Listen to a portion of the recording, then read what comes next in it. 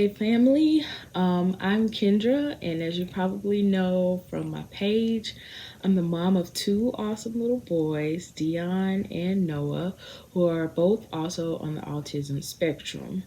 This week's posts have been about spotting S.P.O.T, the signs and symptoms of autism.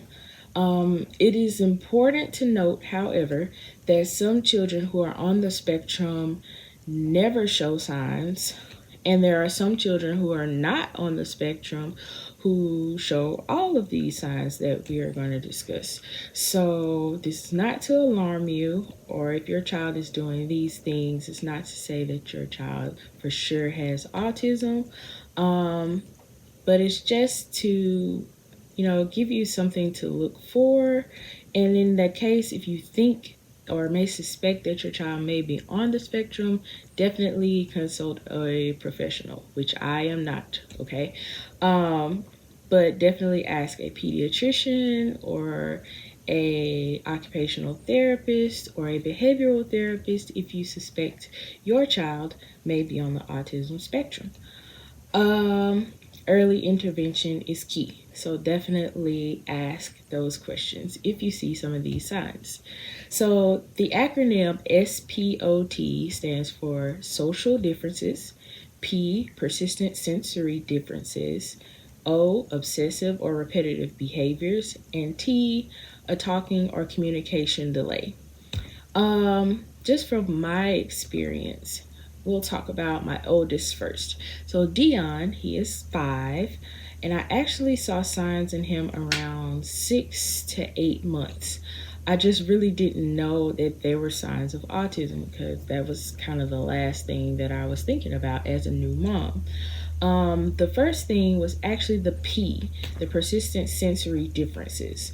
He would totally scream at the changing of his diaper or anytime we had to change clothes because he didn't like the way the clothes were rubbing his body when you would have to take them on and off. He was fine once we got them on or fine once they were totally off, but the process that really bothered him. He never knew he was full. He couldn't tell that he was full, so he would constantly eat. I would just have to just say no more. I know you've had enough to eat, so had to kind of cut him off because he couldn't tell. Um, he would gag at the sight of anything fuzzy, so like teddy bears or a fuzzy blanket. He would literally like just shudder if he saw those things. And if he touched it, he would almost throw up.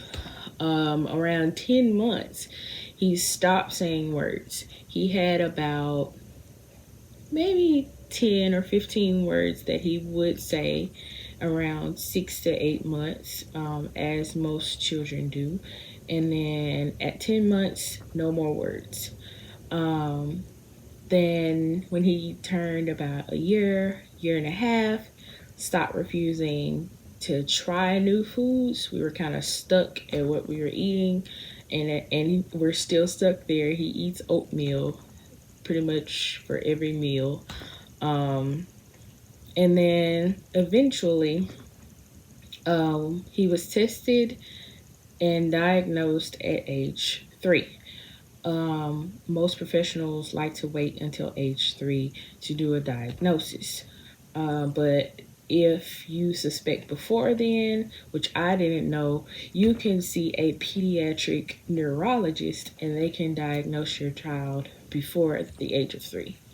Now, Noah, who just turned 4 a few days ago, um, also started showing some signs around age of 6 months. Um, they were mostly sensory, just like Dion, but different. He did not want to be held, and he definitely did not like being rocked. Most children like to be rocked and soothed. He hated it. Um, then he never spoke. He never spoke any words. Still has really no words right now.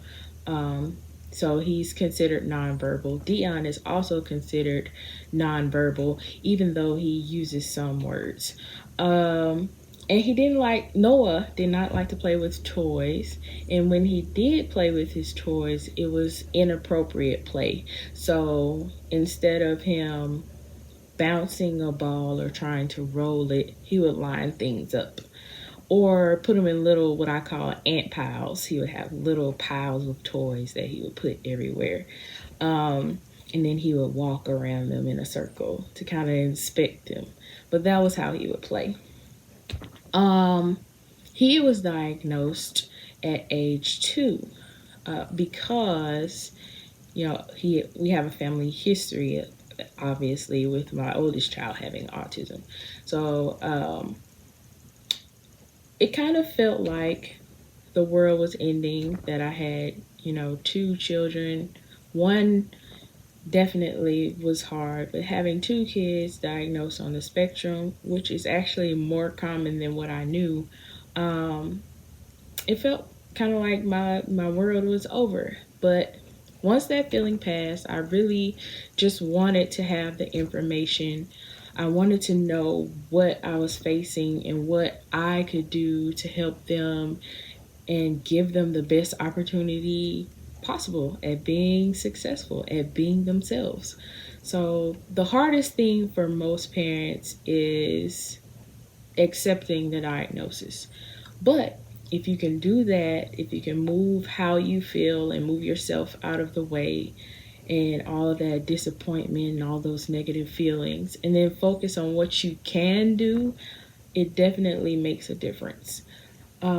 Because once again, early intervention is key. So, next week, I'll be giving some insight on how the diagnosis process works, some early intervention resources, and therapies.